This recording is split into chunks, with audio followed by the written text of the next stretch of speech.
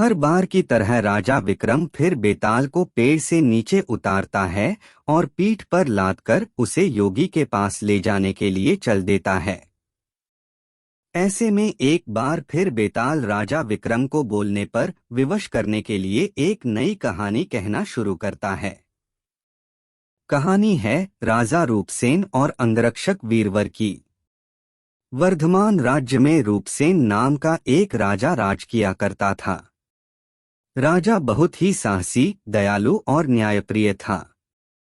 यही वजह थी कि केवल वर्धमान में ही नहीं बल्कि उसके राज्य से सटे सभी राज्यों में भी राजा रूपसेन के व्यक्तित्व की मिसाल दी जाती थी। एक दिन रूपसेन के दरबार में वीरवर नाम का एक व्यक्ति आया। जब राजा ने उसके आने की वजह पूछी तो वीरवर बोला, मुझे नौकरी चाहिए और मैं अंगरक्षक के तौर पर आपकी सेवा करना चाहता हूँ।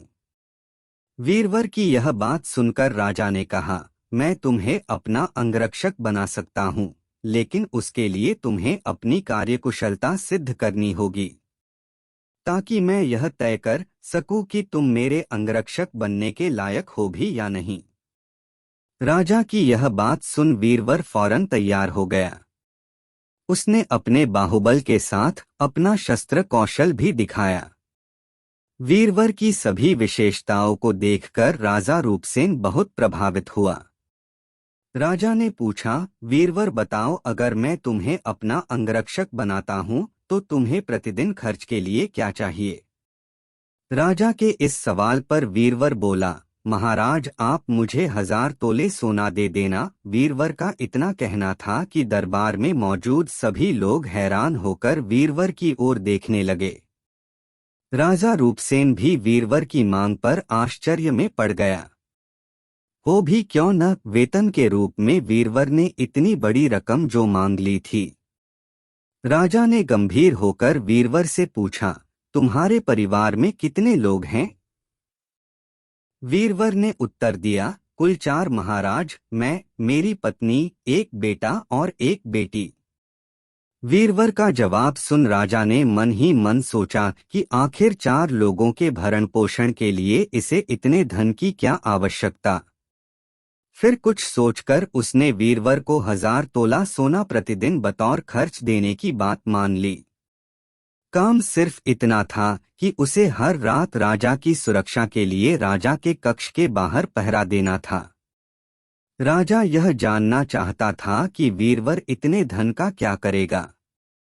उसने वीरवर को 1000 तोला सोना देकर रात में नौकरी पर आने को कहा और गुप्त रूप से कुछ सैनिकों को उसके पीछे लगा दिया।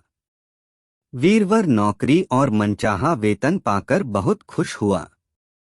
वीरवर सोना लेकर खुशी खुशी घर गया और आधा सोना ब्राह्मणों में बांट दिया। बाकी जो आधा बचा उसके 2 हिस्से किए। एक हिस्सा वैरागियों, सन्यासियों और मेहमानों को दिया। फिर बचे हुए सोने से अनाज मंगाया और बढ़िया पकवान बनवाए। तैयार पकवान को पहले गरीबों को खिलाया और फिर उसके बाद जो बचा उसे अपने परिवार के साथ मिल बांट कर खाया। वीरवर की निगरानी कर रहे सैनिकों ने यह सारा नजारा देख जाकर राजा को बताया। राजा को यह जान संतोष हुआ कि उसके द्वारा दिए धन को वीरवर अच्छे काम में लगा रहा है। अब राजा को यह देखना था कि वीरवर अपने काम में कितना खरा उतरता है। वीरवर जब महल पहुंच राजा के कक्ष के बाहर पहरा देने लगा तो राजा सोया नहीं। राजा पूरी रात चुपके से जांच करता रहा कि वीरवर अपना काम कितनी ईमानदारी से करता है। राजा ने पाया कि वीरवर बिना पलक झपकाए पूरी मुस्तैदी से कक्ष के बाहर पहरा दे रहा था। वीरवर की ऐसी कर्तव्यनिष्ठता देख राजा बहुत ही खुश हुआ। वीरवर प्रतिदिन इसी तरह सूरज ढलते ही महल पहुंच जाता और राजा की सुरक्षा में तैनात रहता। जब भी राजा को किसी भी चीज की जरूरत होती, वीरवर हमेशा हाजिर रहता। ऐसे ही देखते देखते कई माह गुजर गए। एक रात कुछ अजीब घटना घटी। राजा ने आधी रात किसी स्त्री की रोने बिलखने की आवाज सुनी। स्त्री की आवाज सुन राजा बहुत हैरान हुआ। राजा ने वीरवर को बुलाया और कहा, जाओ और पता लगाकर आओ कि इतनी रात को कौन रो रहा है। साथ ही उसके रोने की वजह भी मालूम करना। राजा का आदेश मिलते ही वीरवर वहां से फौरन उस स्त्री के रोने का कारण जानने के लिए निकल पड़ता है। थोड़ी दूर जाने के बाद वीरवर को एक स्त्री दिखाई दी। वह स्त्री सिर से पांव तक गहनों से लदी हुई थी। वह कभी नाचती, कभी कूदती और कभी सिर पीट पीट कर रोती। यह सब देख वीरवर उस स्त्री के पास गया। उसने स्त्री के ऐसा करने के पीछे का कारण पूछा। वीरवर के पूछने पर स्त्री बोली, मैं राजलक्ष्मी हूँ। रोती इसलिए हूँ कि राजा रूपसेन की जल्द ही मौत होने वाली है। उनकी कुंडली में अकाल मृत्यु लिखी है। अब उनके जैसा न्याय प्रिय और कुशल राजा चला जाएगा तो मुझे किसी और के अधिकार में रहना पड़ेगा। इसी बात का मुझे बहुत दुख है। राजा की मौत की बात सुनकर वीरवर ने राजलक्ष्मी से पूछा, क्या इस मुसीबत को टालने का कोई उपाय नहीं है?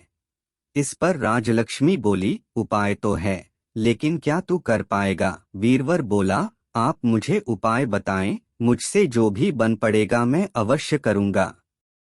वीरवर के हामी भरते ही राजलक्ष्मी बोली, पूर्व की दिशा में यहाँ से कुछ दूर एक देवी का मंदिर है। अगर उस मंदिर में तू देवी के चरणों में अपने बेटे की बलि दे देता है तो राजा पर आने वाला संकट टल जाएगा। उसके बाद राजा 100 साल तक बिना किसी तकलीफ के जीवित रहेगा और राज कर पाएगा। राजलक्ष्मी की यह बात सुन वीरवर घर की ओर चल देता है और घर पहुंचकर सब हाल अपनी पत्नी को बताता है। इतने में उसका बेटा और बेटी भी जग जाते हैं। जब वीरवर के बेटे को इस बारे में पता चलता है तो वह भी खुशी खुशी देवी के चरणों में बलि चढ़ने के लिए राजी हो जाता है। वीरवर का बेटा कहता है, सबसे पहले यह आपका आदेश, दूसरा राजा का जीवन बचा पाऊं, तीसरा देवी के चरणों में मृत्यु, इससे बड़ा सौभाग्य मेरे लिए और क्या होगा पिताजी। आप अभी चलिए, मैं आपके साथ चलता हूँ। बेटे की यह बात सुन वीरवर अपने पूरे परिवार को साथ लेता है और देवी के मंदिर पहुंच जाता है। मंदिर पहुंच वीरवर ने अपनी तलवार निकाली और यह कहते हुए, माँ यह बलि स्वीकार करो और मेरे राजा को लंबी आयु प्रदान करो, बेटे का सिर धड़ से अलग कर दिया। भाई की मौत पर वीरवर की पुत्री भी माता के चरणों में सिर पटककर अपनी जान दे देती है। पुत्र और बेटी दोनों के मर जाने पर वीरवर की पत्नी कहती है, पुत्र और पुत्री दोनों को खोने के बाद मैं भी जीना नहीं चाहती। इतना कहते हुए वीरवर की पत्नी वीरवर के हाथ से तलवार छीन अपना शीश माता के चरणों में चढ़ा देती है। पत्नी की मृत्यु के बाद अब वीरवर सोचता है कि मैं अपने परिवार में अकेला रह गया हूं तो फिर मेरे जीने का भी क्या फायदा। यह सोचते हुए सामने पड़ी तलवार से वह खुद को भी खत्म कर लेता है। जब इस बारे में राजा रूपसेन को मालूम हुआ तो वह भी मंदिर पहुंचे और सारा नजारा देख बहुत दुखी हुए। उन्होंने सोचा कि मेरी जान बचाने के लिए 4 लोगों ने अपनी जिंदगी गंवा दी, ऐसे में धिक्कार है मेरे राजा होने पर, ऐसे जीवन का मैं क्या करूंगा। बस यही सोचकर राजा अपनी तलवार खींच लेता है। राजा अपनी तलवार से अपनी गर्दन काटने जा ही रहा था कि तभी अचानक वहां देवी प्रकट हो जाती हैं। देवी कहती हैं, राजन मैं तेरे साहस से प्रसन्न हूँ। तू जो भी वर मांगेगा तुझे वह हासिल हो जाएगा। देवी की यह बात सुन राजा कहता है, देवी आप वीरवर और उसके परिवार को जिंदा कर दो। देवी तुरंत वीरवर और उसके पूरे परिवार को दोबारा जिंदा कर देती हैं। इतना कहकर बेताल बोला, बताओ विक्रम, इन सब में सबसे बड़ा बलिदान किसका? विक्रम बोला, बेताल सबसे बड़ा बलिदान राजा का हुआ। बेताल ने पूछा, वो क्यों? विक्रम बोला, सुनो, पिता की आज्ञा का पालन करना पुत्र का धर्म होता है। सेवक का अपने राजा के लिए अपने प्राण दे देना उसका कर्म। वहीं अगर राजा अपने सेवक के लिए अपनी जान देने को तैयार हो जाए तो वह बड़ी बात है। इसीलिए राजा का बलिदान ही सबसे बड़ा हुआ। विक्रम से यह जवाब पाकर बेताल कहता है, बहुत खूब विक्रम, तूने सही जवाब दिया, लेकिन तू भूल गया, मैंने कहा था कि तू बोला तो मैं चला। इतना कहकर बेताल फिर वहीं पेड़ पर जाकर उल्टा लटक जाता है। कहानी से सीख। एक सच्चा राजा और नेता वो होता है जो अपनी प्रजा के लिए हमेशा समर्पित रहता है और उसके लिए जान की बाजी भी लगाने को तैयार रहता है। और हमारे YouTube चैनल स्पीक ER को सब्सक्राइब करें।